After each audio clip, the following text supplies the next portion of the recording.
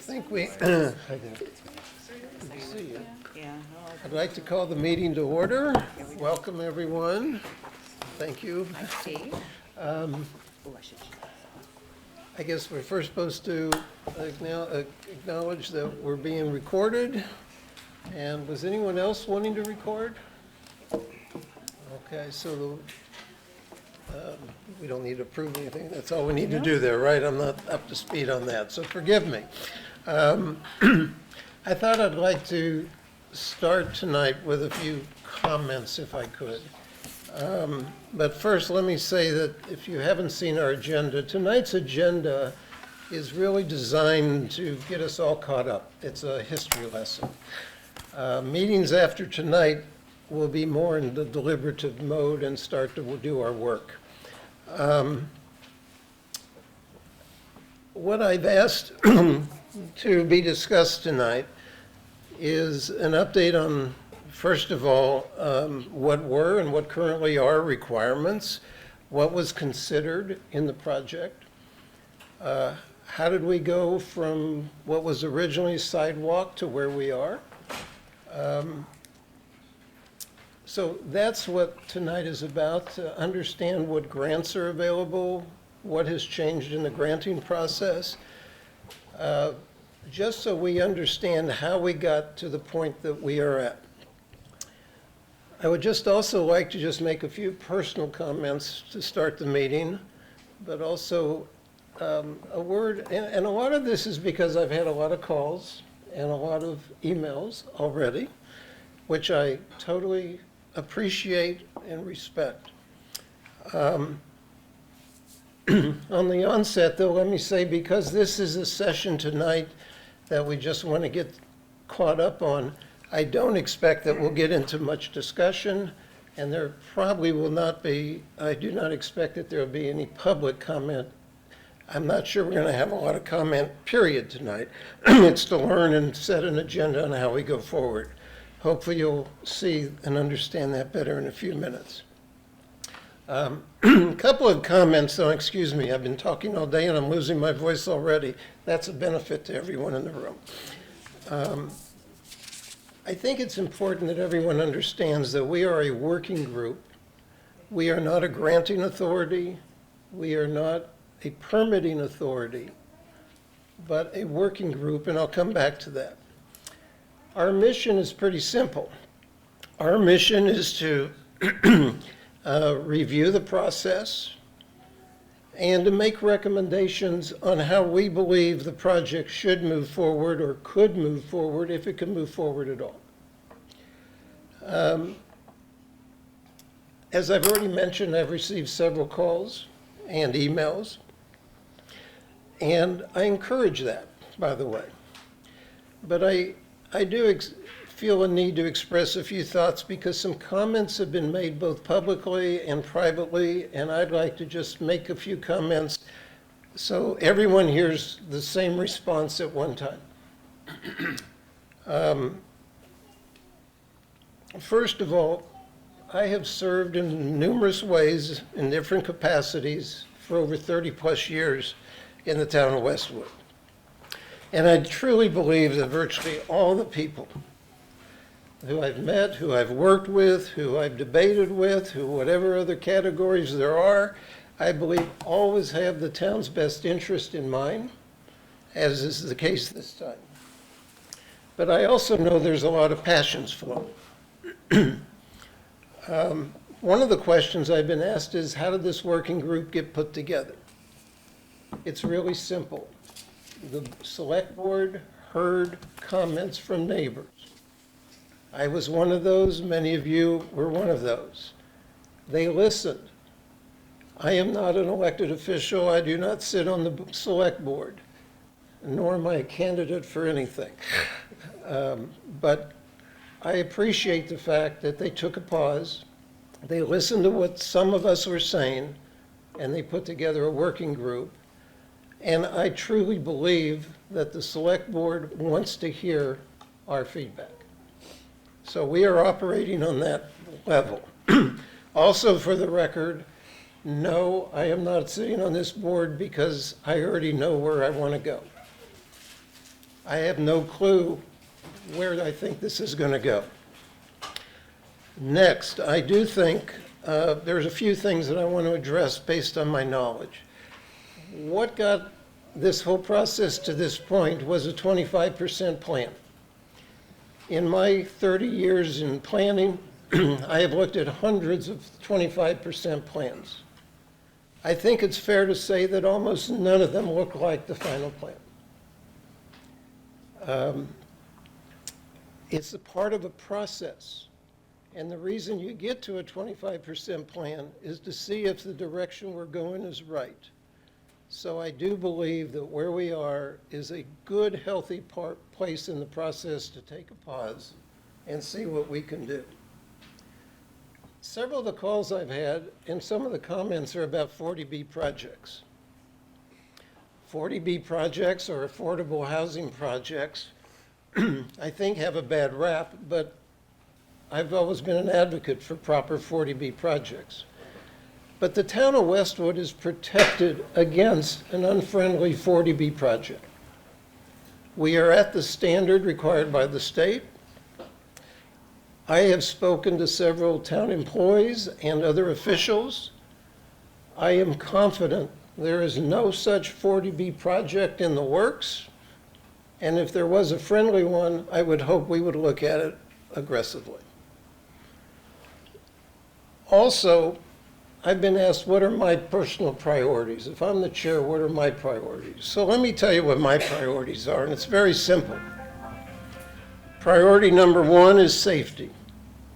Priority number 2 is quality of life. Priority number 3 is character of the community. Last is funding.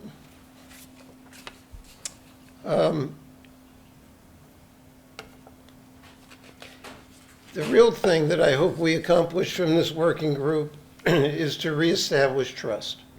Because what I'm hearing is where there's been a lack of trust or a little bit of lost trust. I want this process to allow us to be interactive, to make sure people's views are heard, but more importantly, I hope we all listen so that we all get to the same level of trust. The last thing I want to say, and then we'll turn it over to the meeting, to get going on the meeting, and I'll just take one thing out of order, is I'd like to try to address our future meetings. First of all, we wanted to have a meeting last week, and just because of schedules and too many people had too many conflicts, we just couldn't get it scheduled. Tonight, we're on a fairly short time frame again because of other commitments people have. That's why I wanted to get my comments out of the way, and I wrote them down so I didn't blabber too long. I would like to see, for the working group, if we could find, I think we ought to plan for 2 to 2.5 hour meetings, not 1 hour meetings, and see if we can't find a day in a couple or 3 times in the next month that we can commit to, so we can get that administrative thing out of the way, subject to having a room, et cetera. But I'm just going to ask the working group, is it an okay expectation that we come up with 3 dates and we start to have meetings of 2 to 2.5 hours instead of trying to rush through? Yeah. Yes, sure. Does anyone have a suggested, is Wednesday a good or a bad day? Because I think we had people who said Tuesday was bad with Thursdays, but my sense was Wednesday was a pretty good day. Wednesday's a good day. Wednesday works. So if we came up with 3 Wednesdays in the next 3 or 6 weeks or 8 weeks where rooms are available, et cetera, we should go for that, okay? Yeah. Instead of taking time now, I'll ask the working group to email Tish and Marianne and me, if you have any conflicts on any of the Wednesdays in the next 2 months, but we'll try to get a calendar going so that we can have good working sessions. I'd just like to end before I turn it over to the agenda items of tonight is I just hope my comments come across right. I just want to set a tone of what I'm hearing. I mean, respond to a tone that I'm hearing. And I really hope that this process and those comments help us get going in the right place, in the right direction. So I thank you for putting up with me on that. Are there any comments, anyone else? If there's anyone feels I was out of order or something, feel free to speak up. If not, we'll go into the agenda. Oh, that was a thumbs up. I'll take a thumbs up. I thought that was, okay. So tonight, to get started, we've asked John from TEC to give us a little history lesson. I know he's got something prepared. Should we turn it over to John? Thanks, Steve. So I put together a pretty brief presentation based on sort of the outline that you guys had sort of given me, but feel free, anyone in the committee or the group, to jump in with questions as we go along. If you'd like me to expand on anything relative to the history of the project or how we developed the project or things we considered as we developed the project, if I don't touch on them with these handful of slides that put together pretty quickly. So first I just wanted to put together a slide just kind of comparing the key design parameters that we used as we developed the roadway improvement project initially, kind of the key elements that compose the roadway project, and the parameters that we selected for the development of the 25% design. And then in comparison, the second column, or the third column from the left, is the comparative value of where we see the ability for some flexibility at this point in those same parameters based on the discussions that we've had with the town and MassDOT since the 25% design public hearing was presented. And then the last column, just for reference, if anyone's interested, these are kind of the primary source of where we get these design parameters. For some design parameters, could be multiple sources cited. For example, the MassDOT PDDG there, that means the Project Development and Design Guide. It's MassDOT's design guide, but that leans heavily on federal design guides as well. So there could be overlap between the federal and the state design guides in many cases, but for the purposes of this exercise, I just selected the primary state level guideline. So looking at just the travel lane width, 2 travel lanes out there today. Given the traffic volume that we have, that is sufficient to handle the traffic volume that we see projected within the design timeframe. Initially, for the 25% design, we selected a width of 11 feet for design. And the MassDOT Project Development Design Guide gives a range of lane widths that are appropriate for a roadway such as this. Canton Street is classified as a collector roadway, which allows for a range of lane widths, typically from 10 feet up to 12 feet is the typical range. Given the relatively high volume of traffic and relatively high speeds that were collected through our data collection efforts, we selected a lane width in the middle of that range of 11 feet, recognizing that we have, again, a relatively narrow shoulder as well, and didn't want to overly constrain traffic from a safety perspective with the curvature of the road. So different factors went into that decision-making process to select 11 feet. With the feedback that we received from the public at the 25% design public hearing and prior to then as well, recognized that a very high priority on many of the residents' lists was traffic calming and physical impacts to the abutting properties. So that led us to revisit that parameter and ultimately suggest and discuss with DOT, hey, can we, given that it's a collector roadway, we'd recommend now going to a narrower lane, the narrowest that would typically be allowed for a collector roadway of 10 feet. That'll save us 2 feet of impact, but it'll also, the narrower lanes, the narrower lane width is, the narrower the pavement section, the slower vehicles tend to drive. Next parameter is the shoulder width.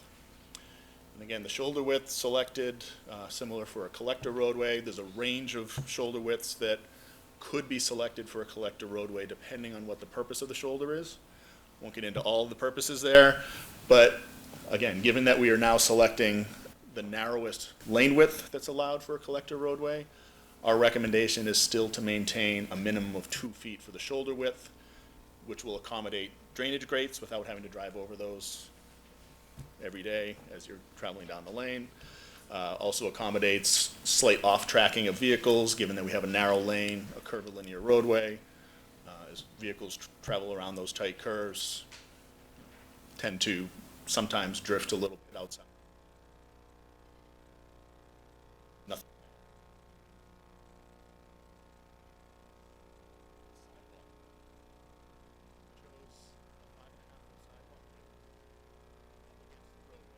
Five and a half feet includes the width of the proposed curbing, which is roughly 6 inches wide.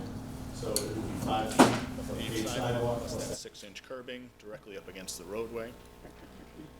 The 5.5 feet is considered a statewide industry standard for kind of a typical sidewalk width to allow for comfortable two-way passing without, in the absence of excessive pedestrian volumes, that's considered a generally acceptable sidewalk width. And recognizing, again, one of our goals of the project was to attempt to limit impacts to the extent we could to stone walls, trees, right-of-way impacts. We didn't recommend going any higher than that. And going any lower than that requires some additional provisions to still be compliant with ADA, which I can discuss a little more detail on a subsequent slide. So the post-DPH, the post-public hearing discussions with MassDOT, MassDOT has indicated that they are now willing to accept us to eliminate the sidewalk on one side of the roadway, provided that a pedestrian facility is provided on the opposite side of the roadway. And I note here, under the source and policy column, to eliminate that sidewalk would require a design exception process with MassDOT.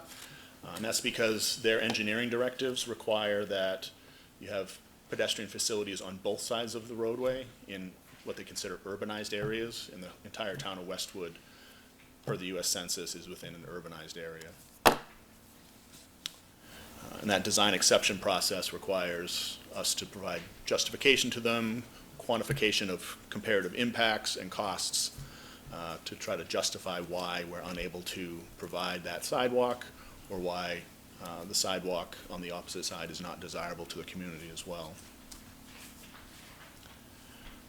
So for the 25% design plan, we proposed a shared use path. Here I refer to it as a side path. A side path is really a shared use path that is immediately adjacent to a roadway, so they're sometimes used interchangeably. But the side path width that we had proposed at the 25% design varied between 8 feet and 10 feet. 10 feet being the typical width. 8 feet we utilized in more critically constrained areas where wetland impacts, very steep slopes, et cetera, posed significant challenges to providing the 10-foot path, which is considered by MassDOT to be their minimum. Post-DPH, the conversations with MassDOT. MassDOT has indicated that they're willing to provide some flexibility there in their standards to allow more of a consistent 8-foot width. They did express, and I think, Todd, you had alluded to this in one of the prior meetings, the position they took was they'd still like us to attempt to provide 10 feet where feasible. I think in one of the select board meetings, I sort of got a little bit into more detail on that, and I think our position for MassDOT would be, presuming we move forward, if we were to move forward with a shared use path alternative, our position would be that that additional 2 feet from 8 to 10 for a shared use path would be impactful to properties, regardless of whether it impacts an additional tree, regardless of whether it impacts an additional section of stone wall, regardless of whether it requires additional right-of-way, just because the overall footprint of the roadway and sidewalk or shared use path encroaches closer to people's homes, encroaches closer to their property. So the abutters consider it more impactful. And then the grass buffer. We had initially proposed a grass buffer. Typically, when a shared use path is adjacent to a roadway, a minimum 5-foot buffer is recommended for safety of and comfort of those users of the path. The path has mixed use between cyclists and pedestrians, so that buffer provides more of a comfort level offset from vehicles traveling on the roadway, provides some opportunity potentially to place utility poles, signs, et cetera, that allow a sufficient offset for, they call it a shy line offset for cyclists riding on the path. So a cyclist isn't right up against a signpost or something as they're riding by. But again, in critically constrained locations, you see there's a range of grass buffer that we had proposed at the 25% level from 0 feet to 5 feet. 5 feet's the recommended minimum. In some critically constrained areas, we had even eliminated that buffer width and would have to request a design exception from MassDOT for that parameter.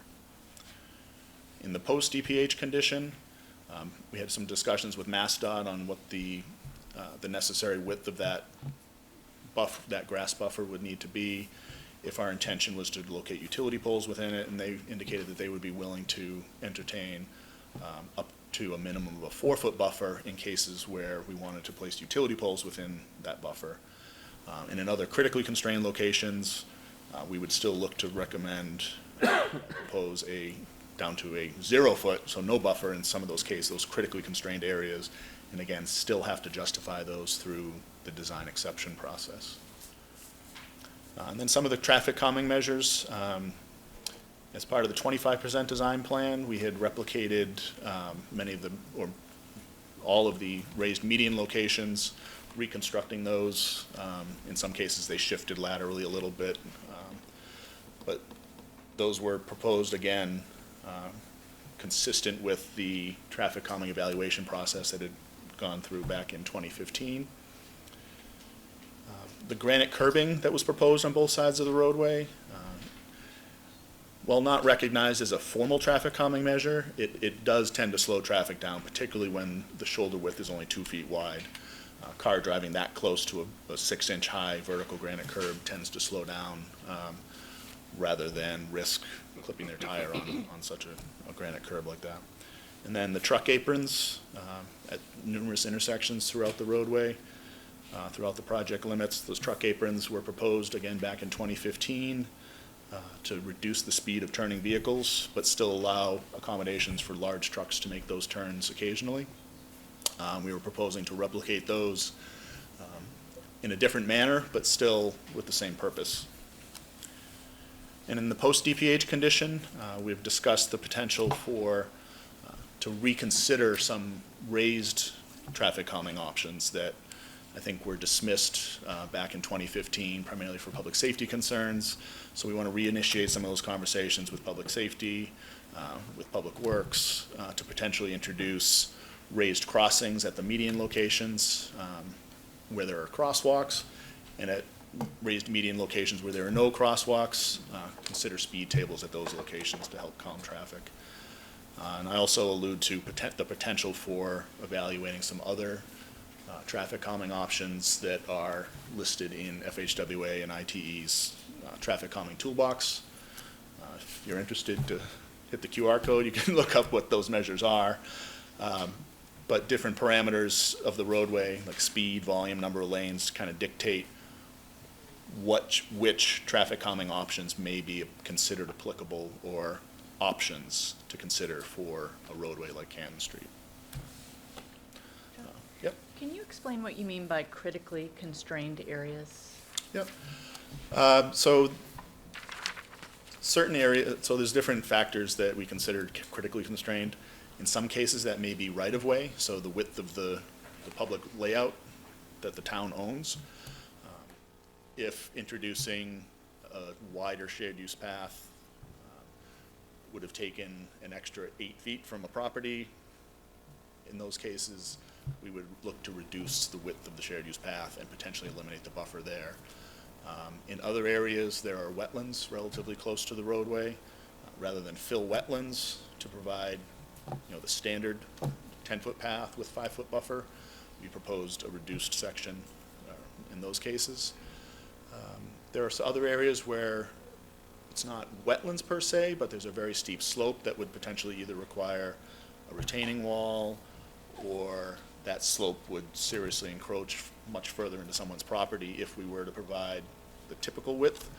In those cases, again, in some cases, we shifted the roadway or the back of the sidewalk or shared use path closer to the roadway and eliminated the buffer or reduced its width. In one example, heading down the hill toward University Ave, there's steep grade uphill on one side of the roadway, steep downgrade on the opposite side. In order to fit a full 10-foot wide path with a full 5-foot wide buffer there, we would be cutting so far into that hill, it's really not feasible to steepen somebody's driveway that much and still catch up in time before basically you're hitting their garage door. So that would become a safety issue, an access issue for those residences. So in those segments, we proposed an 8-foot path with no buffer. So essentially, the buffer is on a property-by-property basis. It would be determined. For the most part, yeah. Thank you. Any other questions on what this slide covered? Just one, John, and that is, the title of this slide says, Key Design Parameters. I'm assuming, since you've mentioned MassDOT several times during this discussion, that these are design parameters that would only be acceptable to MassDOT if we implemented them, right? In other words, these constraints that you talked about here, or limitations, they're totally specific to what you feel MassDOT would accept? The third column over is correct. That's correct. Let me be specific. The design parameters that you're talking about here are tied to some financial remuneration for this project? Not specifically, From no. MassDOT? They're tied to what are acceptable design standards, industry standards. Well, okay. I guess we could run around Westwood and take a look at different sidewalks and buffers and what have you and see variations over and above what we're talking about here. Greater width than what's shown here, you're saying? Smaller widths. Okay, and in some cases, those might not be compliant with ADA or But they're other there. federal guidelines. But they're there. True. Okay. But we're building new, so it's like if you have a 1950s home or a 1930s with knob and tube wiring, that wouldn't be carried forward in a new home, right? For safety reasons. So that analogy is the same here. Like if we're building, if this is being torn up and built new, you're going to adopt the latest safety standards. You wouldn't build something that's antiquated, that adds risk. So in town, there were crosswalks that didn't have the handicap ramps. And 2 years ago, these were torn up, and I forget what the funding source was, but they have the yellow blocks now, and so they're more accessible to people. Right. So it doesn't mean that every intersection in town doesn't have that it's still the standard by which intersection should be built, right? So these are the latest standards, so this is something that I would think incorporates safety, and we would want to abide by the Mass DOT, regardless of the financial funding. I mean, as a community, safety is one of the top priorities of any project, school, sidewalk, roads, whatever you have. I hear you, and yet I see more recent construction. Let's just go to Downey Street. Let's go to the Downey Street sidewalk that was just put in. Clearly, that doesn't match up with these limitations here. I don't know that that's true, because the traffic volume is a factor, is a parameter here, right? Is that not true? Like the volume of traffic and the average speed is a factor in the lane width, right? And Downey Street's a totally different road that might not have the same. Well, we volume. designed the Downey Street sidewalk. The Downey Street sidewalk was designed for a typical width of 5.5 feet. In some constrained locations, we narrowed it slightly, but never below 5 feet plus the curb width. And then there's some spot locations where utility poles are constraints, and that doesn't fit into like the typical widths category. It's more of a point obstruction. Right. There's a different design standard for that. But there's no shared path width on Downey Street. Correct, because of the volume of traffic and the speed of traffic doesn't warrant it. Right. From, Okay. yeah. Well, let me, because you're asking a question similar to what I've been getting, so let me, I'm not changing what you're doing, but let me ask a little Sure. different question than that, because in your work on this project, I think, and I don't know when you came into it or what have you, but the question, and I just don't know the answer, there seems to be a perception that the project started as just a sidewalk. And then it became a sidewalk with a bike path. And first of all, is that correct? Because I don't know. And then what drove us from, if that is correct, what drove us from a sidewalk project to a more expansive project? It'd be very helpful if we understood that process. I think when the project was initially initiated through MassDOT, seeking funding eventually through, for federal and state funding, it was perceived as potentially just a sidewalk project. Since then, I think that was, Todd, correct me if I'm wrong, I think that was around 2015, 2016 timeframe, right? And that preceded the issuance of certain engineering directives by MassDOT, which then, I think 2020 was a key milestone date for one engineering directive in particular that dictated when bidirectional bike facilities are required, when sidewalks on both sides of the road are required, and those conditions were tied to volume and speed of traffic on certain roadways. Right. So that was really a key milestone in that directive. But to be clear, if the town wanted to do a project, forget any outside authorities, Yep. if the town wanted to do a project that only had sidewalks, or only had a bike path, or wanted to only do traffic calming, the town has the authority, could just do those Absolutely. things. There's Yeah. nothing that prevents us from Correct. doing that. And if that was the town's choice, I would still recommend following guidelines, which, again, as I mentioned when I first hit this slide, we're citing the MassDOT guide, but the MassDOT guide for most of these parameters is consistent with AASHTO federal guides for similar, and that's what we would design to if we were just designing for the town and not, MassDOT wasn't involved. And let me just ask another question just to clear up, because I also don't know the answer to this. I've been asked by a few people, we just opened up the access to 95, off 95, and the road was redone. And that new road does not have as expansive a improvement for bicycles and pedestrian traffic as we're proposing on Canton Street. So, and that's a new current project. So the question I'm being asked, and I promised I would ask it tonight, so I'm going to ask it now, is that was a few months ago, that was put in. What is causing us to look at a different set of parameters than what was done at the extension of our own street? We're talking, this is the Dedham Street segment we're talking about? Right. What is existing there now? I haven't been down there since they've striped it. Well, it's a bicycle path in the roadway. It's not off the roadway. There's a lane, but Okay. it's on the roadway. Are there striped buffers or just on-road bike lanes? Well, there's striping. I believe it's all striped, Jonathan. Okay. So, And I'm not asking for you to justify it. I'm just I know. saying, is there, it's actually picking up on what Ed was saying. That's an example that people have asked. It's in our neighborhood. It's an extension of the street. Yep.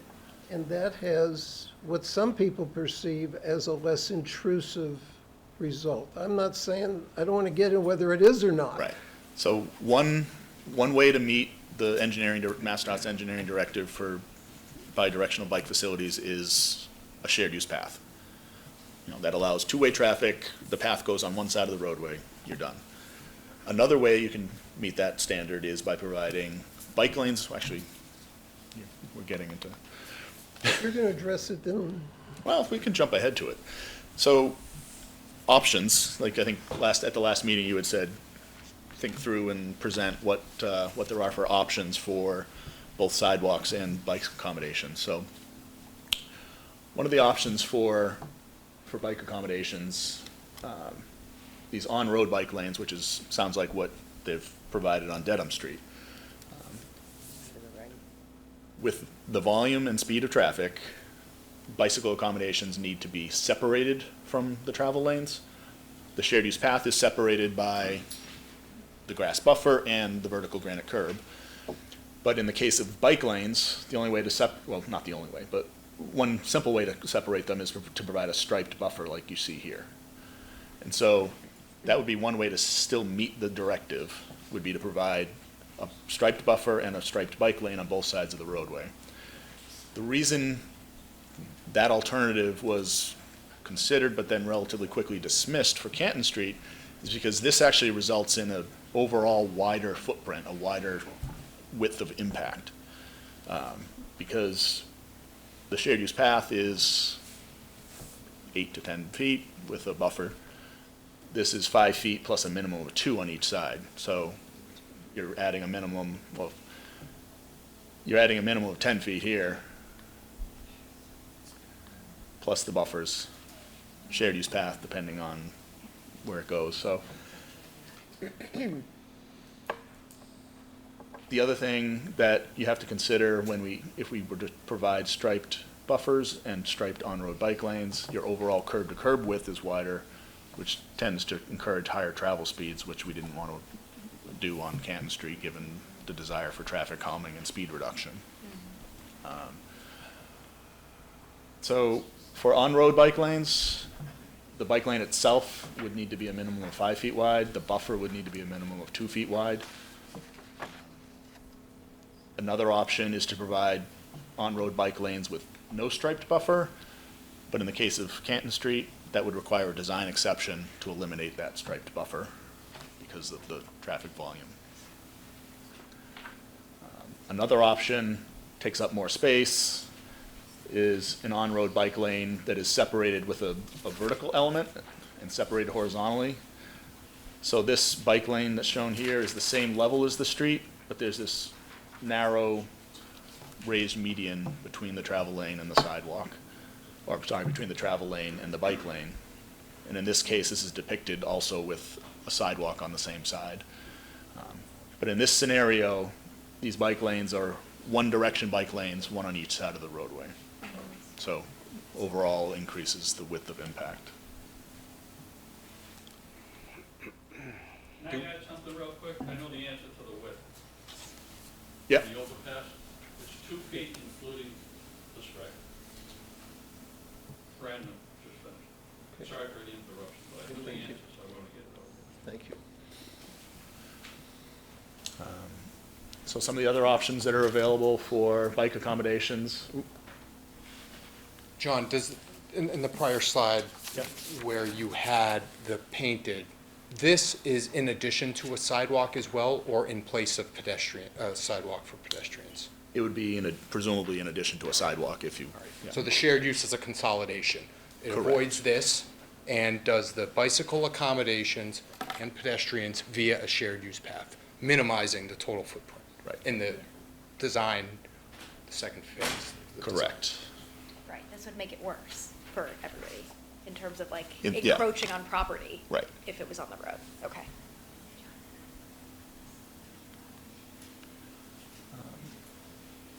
So the next option is side path or shared use path, which, as we discussed, mixed bike and pedestrian use on the same facility. Typical width greater than or equal to 10 feet. 8 feet allowed within kind of some critically constrained areas, which we had discussed what those constraints might be. Offset from the roadway, typically with a 5-foot buffer, usually grass or landscaped, sometime hardscape, but more often than not, a grass buffer.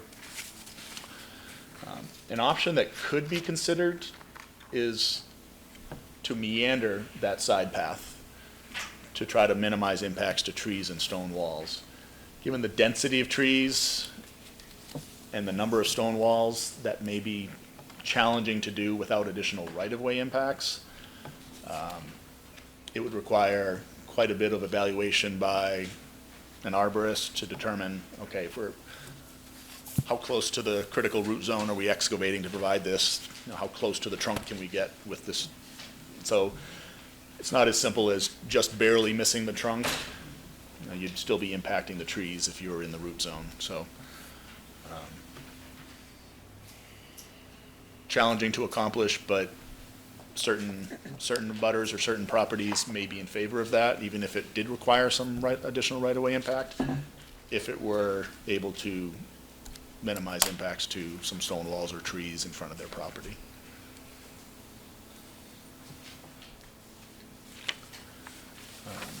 And then the last one I mentioned, and there's many variations of this, but is a sidewalk level separated bike lane. It can either be at full sidewalk height, 6-inch high, it could be at an intermediate height. In this case, this image here shows it immediately adjacent to the shoulder, but it could be buffered, either with hardscape or a grass buffer from the roadway. But the key is that it's raised above the travel lane, and it's a separate facility from the sidewalk, and it provides access for cyclists in one direction. And similar to other bike facilities or bike lanes, the minimum width for that recommended is 5 feet.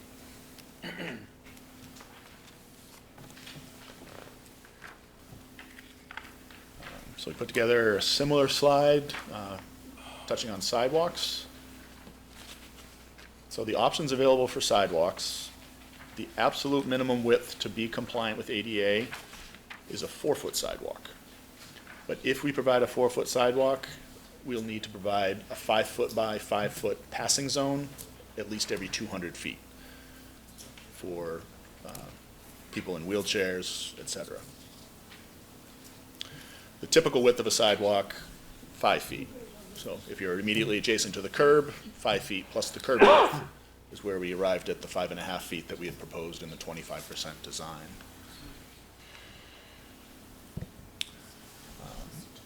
Options for location of a sidewalk can be immediately adjacent to the roadway as we had initially proposed.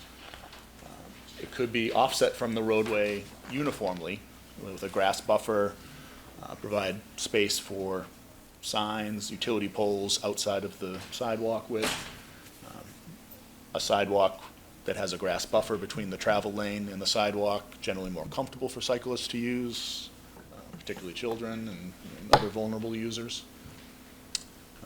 But if we offset it with a grass buffer, it gets closer to people's homes.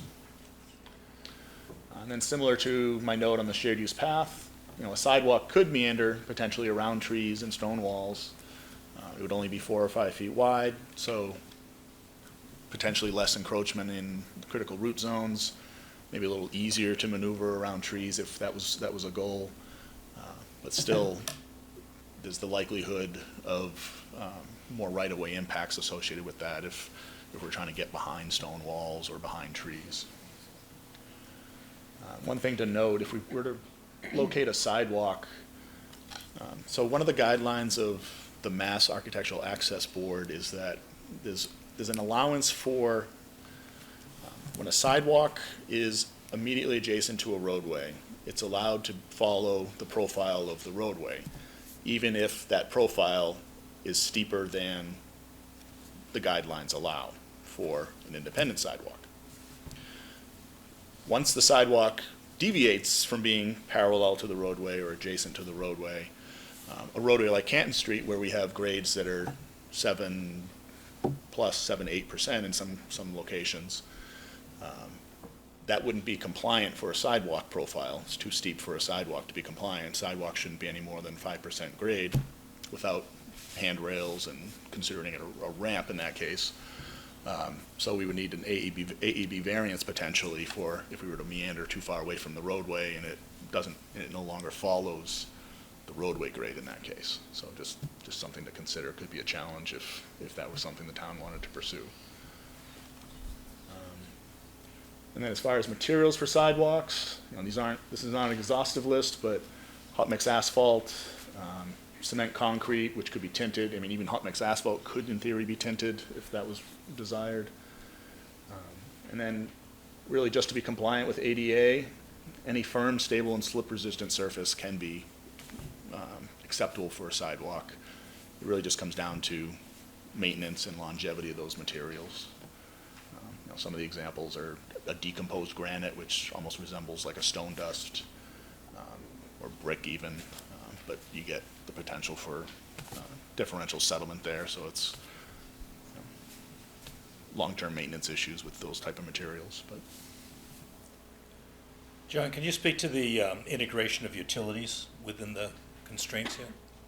I'm talking about, fire hydrants, telephone poles that Yeah. are already there. Are those acceptable? Can they be integrated? Do we have to remove them? What's the requirement?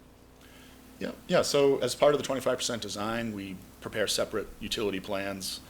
We have numerous utility coordination meetings between MassDOT's utility representatives from the private utility companies, both field meetings, office meetings to review potential relocations. Right. So a project like this where we were proposing to introduce, a shared use path and a sidewalk, pretty significant extent of utility pole relocations that would be required. So we look at where best to relocate those poles. Other cases where we want to put them in a buffer between sidewalk or shared use path and the roadway, or do we want to put them behind the path? The things we consider when we look at relocating utility poles is the direct impacts of those poles. Are they on private property? Are they in the public right-of-way? Guying requirements, so if you have a guy wire that comes down, is that going to require an easement? Ideally, we're locating those poles, if we can, along property lines as opposed to in the middle of somebody's front yard.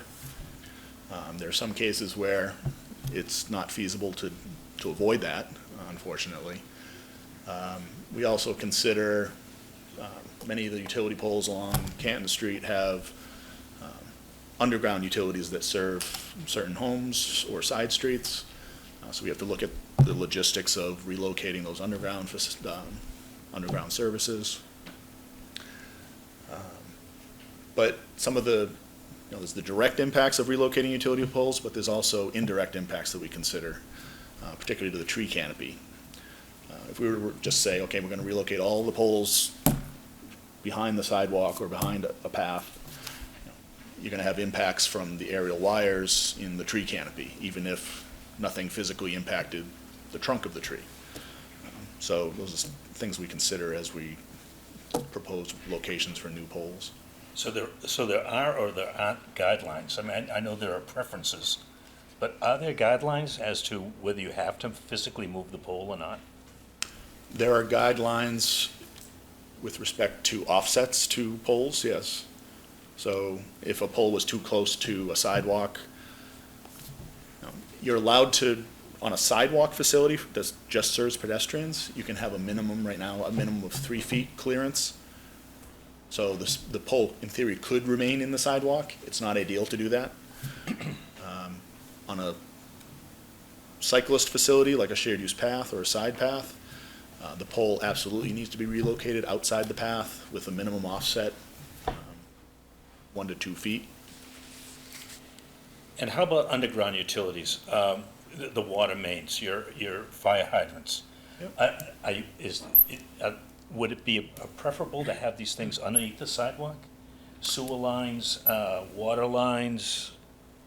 Yeah, we're working with Dedham Westwood to help them design the replacement for their water main on this project prior to construction of the transportation improvements. So they already have that in the planning stages. They do? Yep. Drainage is also getting improved. Yep. I'm sorry? Drainage is also, brand new drainage infrastructure will go in as part of that as well. Okay. And the sewer has been looked at and reviewed as well. Since we've started asking a few questions, let me interject before you go to your next slide, a few questions. And these are questions that I'm getting. So I'd like to put a couple of things on the table.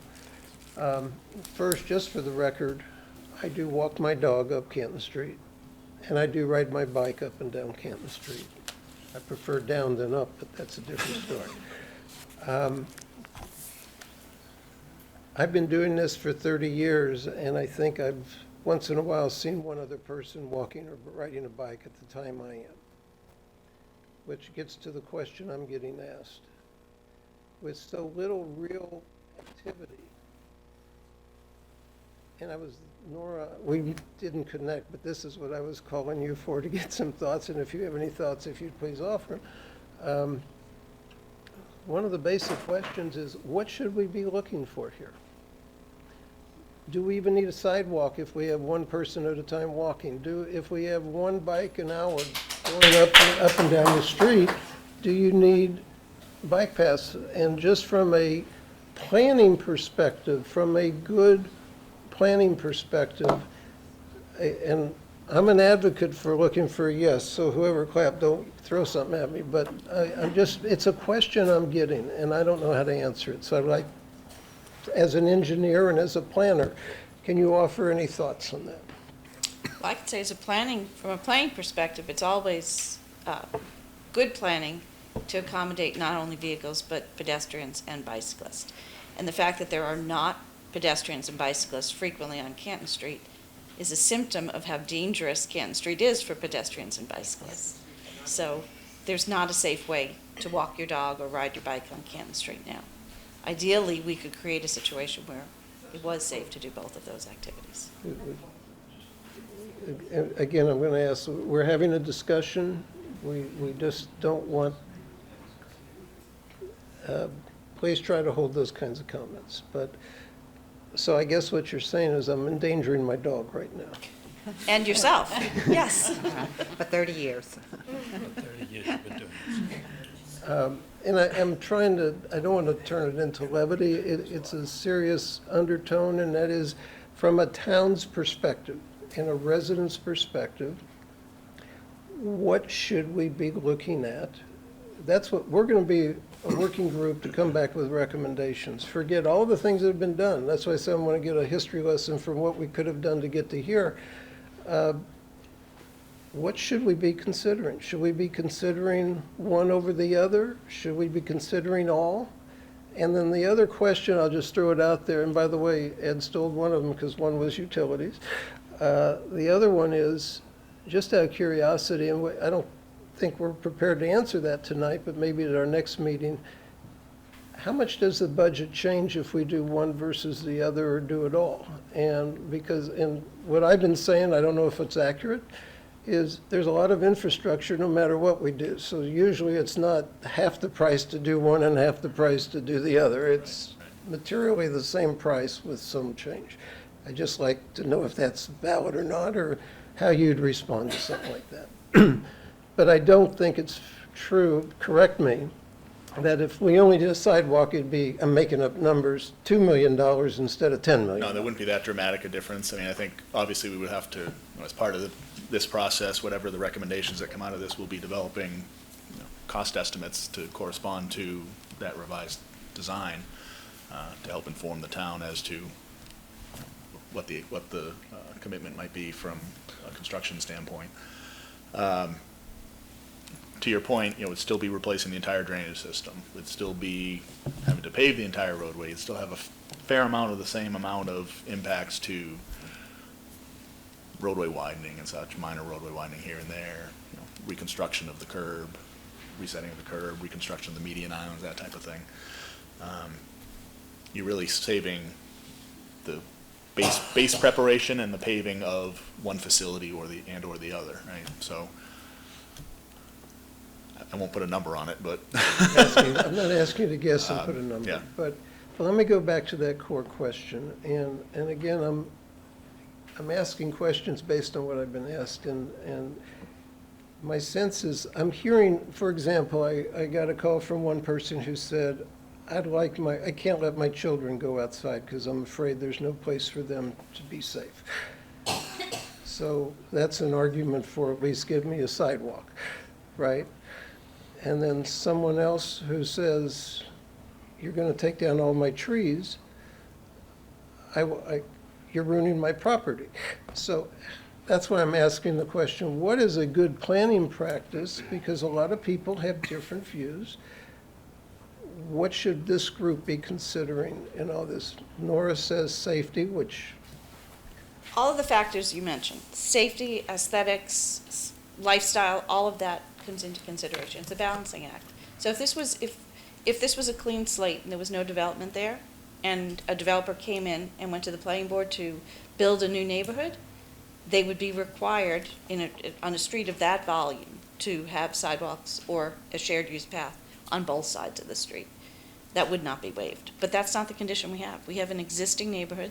The houses are where they are, the trees are where they are, the stone walls are, and it's a balancing act at this point. You need to look at it and weigh the pros and cons of an expansion of the current width of the pavement. And do it in a way that you can save the most significant trees, that you can replicate stone walls if they need to be moved. So aesthetics absolutely have to be part of it. Along that point, Nora, John, you had several times in here, grass buffer reference. Does that literally have to be grass, lawn, or could that be like plantings, flowers? Yeah, that could be anything that doesn't obstruct sight distance, I think would be. Okay.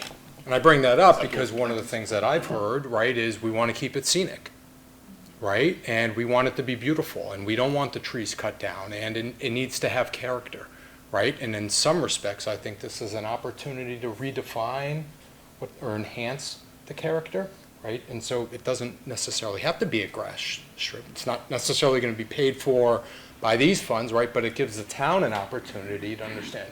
And in Dedham recently, they painted a mural on Needham Street. It was like one of the fastest, the highest level of citations for speeding. There's an elementary school. And they put a mural on the ground, and it made like an immediate improvement, and people in the community liked it. It was low cost, and people thought it was nice, like it added, and that's their opinion, right? But, I mean, if you could get a similar effect with plantings, I mean, you talk about speed volume and people's tendencies to drive slower when there's granite curbing, I'd be interested if, you know, small shrubs or bushes in that area to serve as the buffer could also help reduce speeds.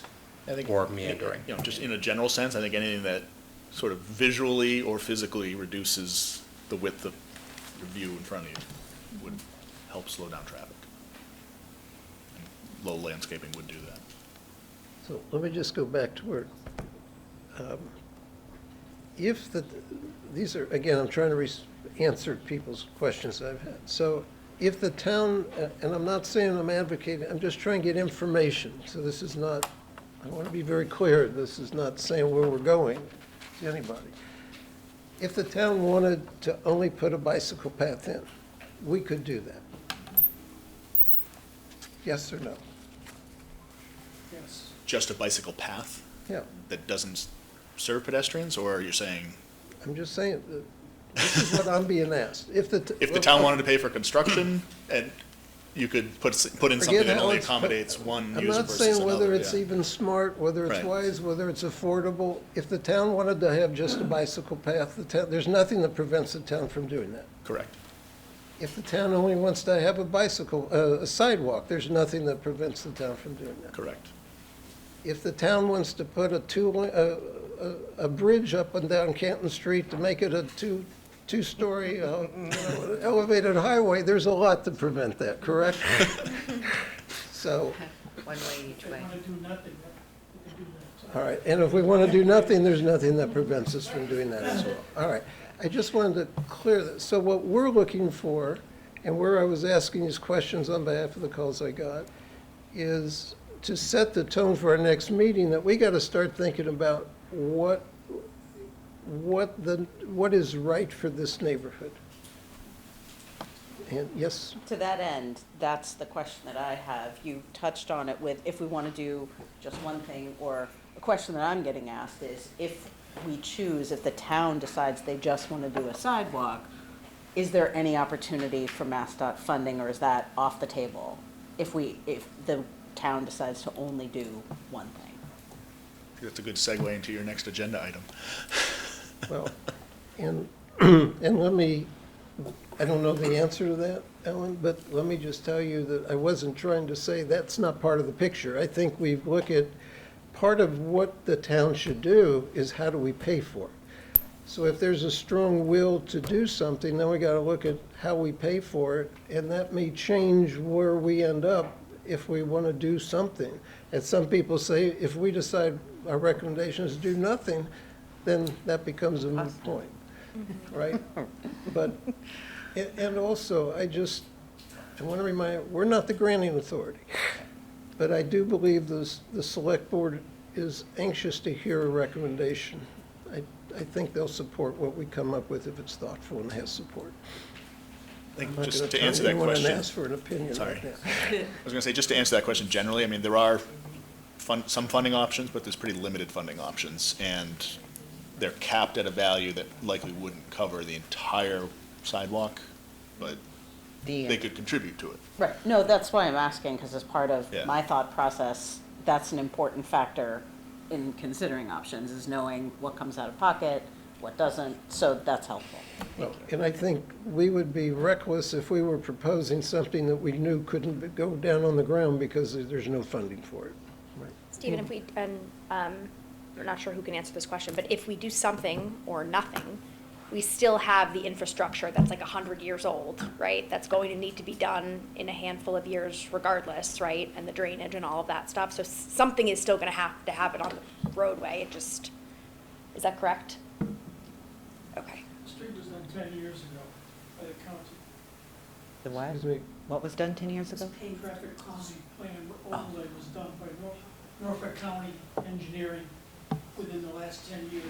according to That's- the- excuse me, right now, this is a discussion of the board, of the working group, and please help me keep that going that way.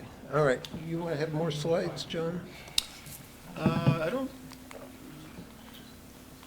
Oh, Should I ask a question that relates to what you said and the gentleman with blue sweater as well? I'll open it up, if we open it up for general comment right now, please, let me try to get to where we're going, 'cause so I think I just put together just a few bullets, just considerations heading into next meeting, some things to start thinking about in terms of, that'll help drive that discussion on what do you guys want to see out there. You know, if we were gonna consider a sidewalk or a side path, which side? You know, we could change sides from one segment of the roadway to the next, depending on what constraints there are, or how close certain homes are on one side, or one segment versus another. Think about pedestrian or bicycle crossings that we might want to introduce to provide connectivity to side street sidewalk networks. If we were going to, if you guys were considering proposing side path and/or sidewalk, consider what treatments, and start thinking about what treatments we want to introduce at sidewalk, or, sorry, side street and driveway crossings. That's something that Gary's not here tonight, but Gary was pretty focused on prior to the DPH, questioning, you know, what specific elements were we introducing there. Can you give an example of that, John? What's What that? is a treatment? What does that mean? It could be anything, it could be signing, striping, it could be Okay. potentially like changing the alignment of the path as it approaches to help slow cyclists down as they approach. Okay. You know, ensuring that we have adequate sight distance at those intersections.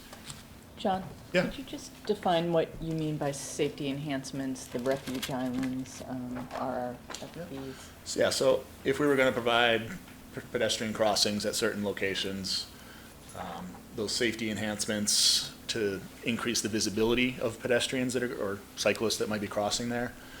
That can be done with many things, including, you know, warning signs, pavement markings, those refuge islands or the traffic calming islands that are out there today could potentially serve as refuge islands, meaning a pedestrian only has to cross one lane of traffic. They could safely wait in the median and then cross the other lane of traffic when it's safe to do so.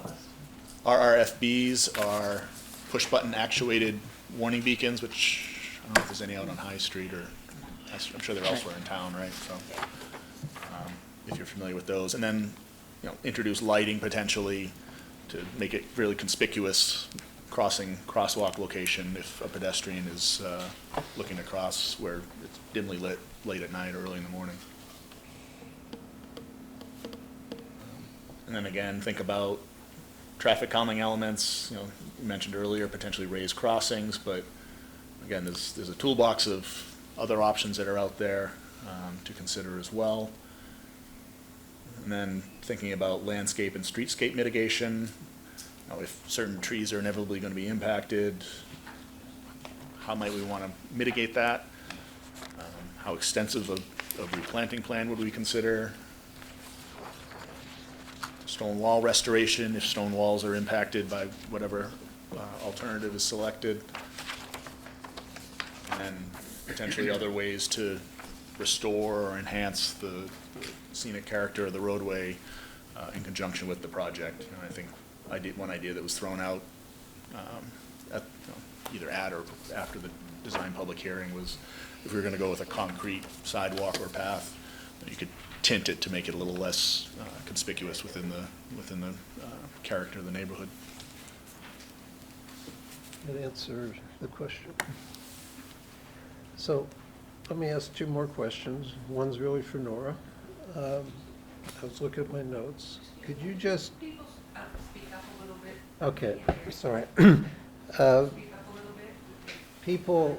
A couple of people asked me about evidently your comment, which I know it is, but I'd rather hear it from you, that the town is monitoring traffic. Just explain now that the ramp is open in both directions, the exit. So, yeah, the town has had consultants monitor traffic, as far as I know, since back around 2007, 2008. And they've done it periodically. And there is a contract pending to have traffic counts done again since the Dedham Street corridor was opened, to compare those to the traffic counts that were done, I think most recently in 2014, before that in 2012. And we don't have any knowledge of any new data right now, right? There's no new data yet. The counts have not been taken since the ramp has opened. An officer just put up one in front of my house on the pole. Yeah, And he said he's counting, it's for counting speed as well as cars. And I noticed it's one down heading towards the Dedham side, that rotary they have up. That's likely, Thing, that's likely part of the Yeah. state project. That's Yeah, not a if town I traffic can, count. if I can interject, for the traffic division, we have our own equipment that we study volume and speed. People probably see a lot of signs out there with the speed indicators. So we put that in high volume areas when we get speed complaints as an attempt to reduce the speed. So we do collect data. We also have another piece of equipment that it's discrete, like you don't see it if you're driving by, but it counts vehicles going both northbound and southbound. So we collect volume by day, by time, and we have data since we got that equipment, probably from 3 years ago. I have something recently. From what I'm seeing right now, of course, I only have, the most recent data I have is from today and yesterday. It's not a significant difference in volume since the slip ramp has opened. But again, that's still very recent. We haven't seen much of a change. But I do think we are going to follow through on a contract where we go back and take additional traffic counts for comparison to the traffic counts that were taken various times over the last 10, 15 years. Okay, and then could you, John, just for planning purposes, let's assume for a second we are going to make a recommendation that we got to go back to the state with. What is the time frame needed to, if there was a change to the plan and you have to design it, when do we have to have our work done so that we still meet whatever requirements we have time-wise? And don't say next week. No. And we had updated the schedule based on the discussion at our first meeting. I think I had incorporated presumed five meetings, because I think that was, you said your goal was between 3 and 5 meetings, right? I think we were targeting to have the entire process wrapped up within, like, prior to like June timeframe was kind of the goal based on this update. Okay. Is that design, John, or is that concept? That's Is that you getting your plans done at the end of June? a preliminary design that we could So to submit Steve's with- point, could you back off June and tell me how long it takes you to get your piece underway? I think we had budgeted about 2 months for that effort. 2 months? Yeah. Okay, so we're back in April. Is that right? Roughly. All right. That's fair, thank you. Does anyone in the working group have any questions? I have a comment about something that was said earlier about the frequency of people using Canton Street for biking or walking. 2 comments, actually. One is the data is available. Like, if you look in Strava, there are people who are cyclists who collect the data about where they're going, and that's available publicly for anyone who has an account. There's a heat map, and you can see relative to other roads in Westwood, Dedham, Norwood, Canton, where Canton Street falls in terms of volume of cyclists, right? So that doesn't have to necessarily be an anecdotal exercise. And the other thing is the question of building a sidewalk or people not not seeing people use this. It's sort of like if you build it, they will come. I mean, it would be like not justifying the building of a basketball court because we haven't seen any basketballs down at that field, right? So like, we don't see a lot of bikers, so we don't think we need to build accommodations for them. Or I don't really see many people walking on Canton Street. Why do we need a sidewalk? It just doesn't stand up to the logic, because if that were the case, you would never have a basketball in an open field, and you would never build a basketball court anywhere. But if you build it, people will start using it. And I think that is the case for the infrastructure, should we decide as a community to go forward with something. I believe it'll be heavily used. Yeah. And can I just piggyback off of what Tom just said? I totally agree with you. If you build it, they will come, but I also don't want people to get nervous that like people from all over are going to swarm to Canton Street for a 1.9 mile bike ride. It's not like the Minuteman Path in Lexington to Arlington, et cetera. Like it's not worth people schlepping their stuff from the other side of town to go on the Canton Street bike path, especially with that hill that you were talking about. But it is for the surrounding neighborhoods and the families and the residents that live on the street to be able to walk to their neighbors or go for a run safely. I mean, I got pulled over once by a police officer on Canton Street because a man was running toward me with a double stroller and a dog. So I slowed down and I went on the opposite lane around the traffic calming to avoid him, and I got pulled over for going on the wrong side of the road. And I said, well, what would you like me to have done there? Because I didn't want to run over this guy and his 2 kids and his dog. And the police officer said, well, I wouldn't, if I were you, I would never run on Canton Street. And I'm like, okay, well, I'm not running on Canton Street, it's the other person, but I want to feel safe as a driver, right? Like, I'm a runner, I have 2 young daughters who I push in strollers, I want to be able to take them to their friend's house and all of that, but also as a driver, for the people that do choose today to run and walk their dog, it's scary as a driver, right? Like, I'm leaning in the back because my daughter dropped her water bottle, and you can't take your eyes off the road for a second on Canton Street out of fear that you're going to hit somebody. And I want to live in a place where I don't have to go to Lexington to go for a short bike ride with my kid, or walk their bikes across Canton Street and hope that we're going to make it so that we can do Hemlock and Partridge, because that's all that we can do. We have friends who live on Erin and Forbes and Spellman, and that's not that far away, but we have to drive there. So I love what you're saying, Tom, and I totally agree with what you're saying, but I don't want it to make people feel like if you build it, they will come and they're going to come in swarms to take over the sidewalks on Canton Street or the shared use path on Canton Street. And I hope that I is supportive to what wholeheartedly you agree. I say. live on Pine Lane. We have a sidewalk. I know a lot of people in the neighborhood because of that sidewalk. Had we not had it, I probably wouldn't know who was 4 or 5 houses down. And I'm very grateful for that. And in my mind, I could see that very same sort of behavior carrying over to Canton Street. Maybe people already know each other, but there's going to be turnover of homes and things like that. And I think it's a strong connection of community. That's Agreed. my experience. And I just want to reiterate again that personally, I don't I'm not coming to the table with any conclusions. I'm asking the questions I'm asking tonight because I told people who called me that I would make that part of tonight's meeting. So that's what I was trying to do. I will also tell you, my number one critic is my wife, but the one thing she compliments me on is being able to keep an open mind till I have to make a decision. So I hope that will prove out here. And if you think I'm better than she does, please call her. I'll give you her cell phone number. I can use all the help I can get. We've only been married 37 years, so I need help. With that, are there any other questions, comments?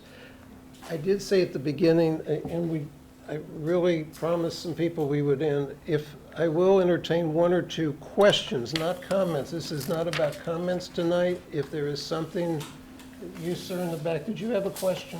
Yes, actually, it ties to your question, the gentleman 2 seats down from you, Bruce Swear's comment earlier.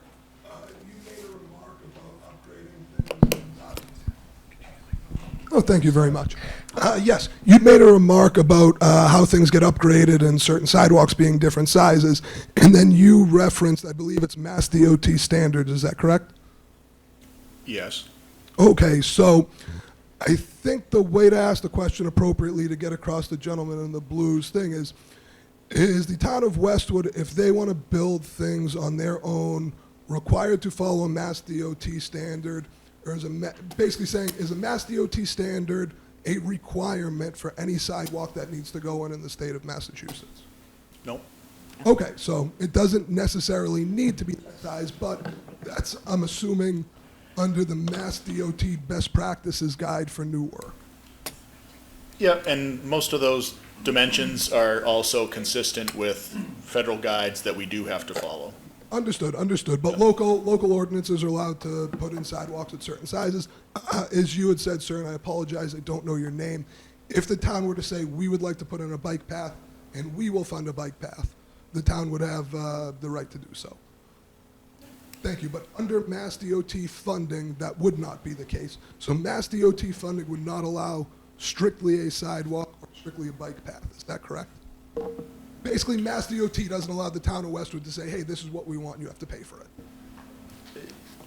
it. Within certain parameters, correct. I mean, I think we've talked, I mean, are we talking, again, the bike path is, they'd allow you to put in, again, with the flexibility they've expressed since the public hearing, they've talked about allowing just a shared path, right? A side path, a shared use path. No, understood, and that's Yep. what I just wanted. I believe the two have kind of asked a similar question, but nomenclature might have been. That actually is a good clarification of what I was trying to ask, so thank you. You're welcome. I'll take one more, and then we do need to adjourn pretty quickly. Yes? You want to take the mic?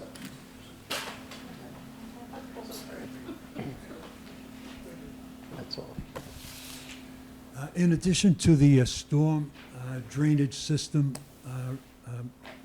improvements, what additional, or what are all of the utilities, including sanitary, sewer, water, electrical, that would be redone as a result of this project? The water lines plan to be replaced by Dedham Westwood Water. Regardless of the scope of the project?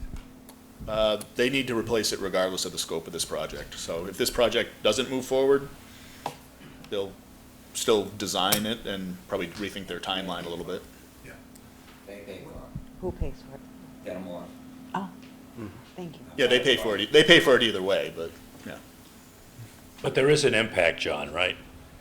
Depending upon what this committee recommends, where those new water lines go, are they replacing them on top of what is already there?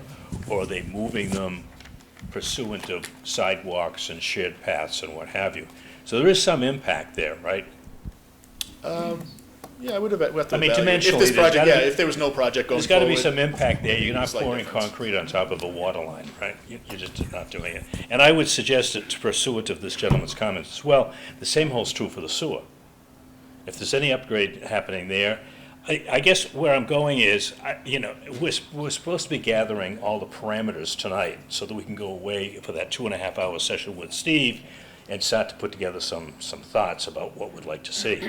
I think it behooves the team to understand, are those plans in place now? Does the water group, do they have their plans in place? Are there any impacts to the sewer? I would ask planning. Go ahead. The sanitary is in addition to the storm sewer. Right. And by the way, I should have asked your name. I know you, that's Mr. Barucci, and John what's Barucci. your name, sir? You live on? Okay. And was that it, John? So, I had a question, just real quick. Which side of the path will be located on? I'm Imelda Barucci. There are homes that are very close to the street in Canton Street, and there's homes set way back. But the homes that are close are on both sides of the street in different locations going down Canton Street. I don't know if anyone's here tonight that has a home that's very close. Okay. So out of curiosity, I'm saying, how is this sidewalk or bike path or both, they're going to be, I'm thinking, looking at them when I'm driving down the street, they're going to be practically at their front door. And I don't know how that's going to be taken into consideration.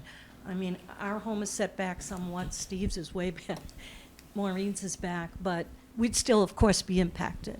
But nothing like some of these homes would be. And let me just- I don't know and I what would think be done about the that. response tonight, that's something we're all going to consider. And Yeah. that's not something we could answer I mean, tonight, though. But It's really close. we are running out of time, but I want to be respectful. And if there's one or two more questions, this is not a night for comment, it's a night for trying to get questions. Will there be a night for comment? Yes, there will be times that we will invite and encourage comment from the neighborhood, but that's just not what, yes, ma'am, and could you state your name? Marissa Toronto, 170 Canton Street. I don't know if other people are equally confused as to the need for new storm drains and new water lines. It sounds like the Westwood Water District, Dedham Westwood Water District would jump on board if something was going to happen funded by the state, this huge project. Then they would take the opportunity to upgrade. But we've had a lot of water, rain this fall, this winter. There hasn't been any flooding on Canton Street. Everyone's water supply seems to be fully working at their homes. So I hear in 1985, again, sewer water lines were improved, updated. Is there truly a need, aside from a project, any project, is there truly a need to improve the infrastructure? I'm hearing it's 100 years old. I'm hearing it was updated in 1985. I'm hearing, I'm unclear. And I'll just respond. One of our working group members is our representative to the Dedham Westwood Water District. Gary Yaselian, yes. And we will ask Gary for some input at a future meeting to address that. Okay, because that's not what tonight's for, but we will get an answer for that. Yes, sir. Quick info, and then I'm going to ask a question. Richard Strauss, 258 Canton Street. Can you speak in the mic? Sure.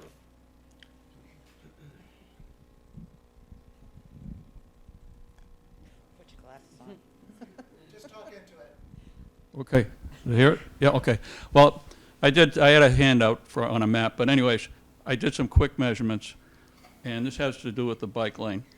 I measured from the Canton side of the brand-new overpass on Canton Street to Blue Hill and Canton Street, 2 points. So to go from the first point A, which is on the other side of, it's basically Elm Street and Dedham Street, to go from there to Blue Hill and Canton Street, it's 2.6 miles. Now, we have an existing bike path which starts roughly there at Elm Street and Canton, goes down Canton Street, down University Ave, up Blue Hill, and you end up at the same spot, which is Canton and Blue Hill. That's 3 miles. You're looking at a difference of 0.4 miles. We have an existing bike path going through the whole area all the way to the end. What do we need a bike path for? Was that your question? That's my question. That's the question. It's not the question. It's one of the questions we'll be addressing over the next few We meetings. have an existing one. So no one can answer that It's tonight, from but point that's A part to of what point we're B. looking It's at. simple. But thank you. And with that, I'm sorry. All right, ma'am, wait a minute, you need the mic, so people. 150 Canton No, Street. wait a minute, we gotta get you the mic. Let me- Sorry. Thank you. Thank you. 150 Canton Street. I arrived a little bit after this meeting started. Could you just reiterate where the bike path would start and where it would dump into? Like, is it gonna stop at 128? Since you came late, we were a working group that is gonna relook at the whole plan and see if we have a recommendation. Okay. So we're not at a point of. There's not a plan on that right now. There is a plan, but tonight we were just finding out the history of how we got from where this project started to where we are today. Okay. We don't know where we're going yet, Okay. okay? But thank you for the question. And I really do need to adjourn by 7:30. I know you've been trying to, did you have a question real I quick? was gonna say, Chapter 90 funding is available to fund any project. The streets are on a schedule. Wait a minute, we gotta get the mic, but did you have a question? Yeah, I do. And that'll be the last question, and then I gotta adjourn. And you probably won't have the answer tonight, but doesn't the capital budget committee or group in Westwood have a schedule of street upgrades and sidewalk upgrades that they do on a cycle basis to fund the improvements of sidewalks and roads and associated bicycle paths? Because that's essentially the state guidelines. So the question is, there should be money available for a Canton Street upgrade for sidewalks through the Chapter 90 funding that the town gets every year for that purpose. And we'll get an answer, we'll get someone to respond to I that. can respond to that. I haven't said a word tonight, so I'm due for something. So the town receives annually $564,000 a year from the Chapter 90 program. That's the state program that contributes to every municipality in the Commonwealth. That $564,000 a year we put towards our annual pavement management program. We have a pavement management plan that forecasts out up to 5 years with respect to our current pavement index, what roadways, be it arterials, subdivisions, private roads, whatnot, what we're going to look to address from a pavement management standpoint. We, again, receive $564,000 a year through grant opportunities, through other various opportunities that we have taken advantage of through a department.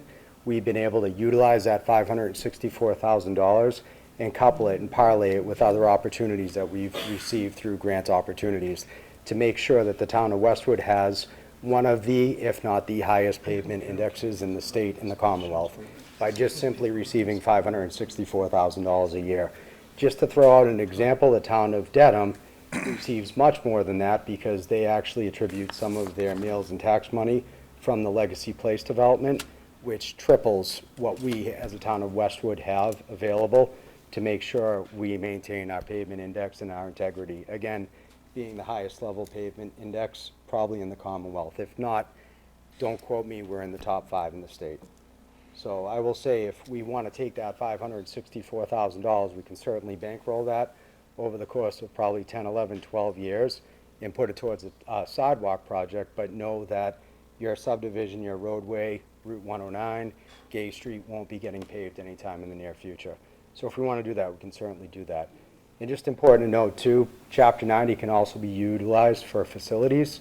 It would be my intention, if we're going to bankroll it at all, to put it towards our deplorable DPW conditions that we have currently right now and put it towards that facility. So that's just the answer. Sorry not to get long-winded. Thank you. With that, to our working group, we'll get a date and we'll probably get some assignments out.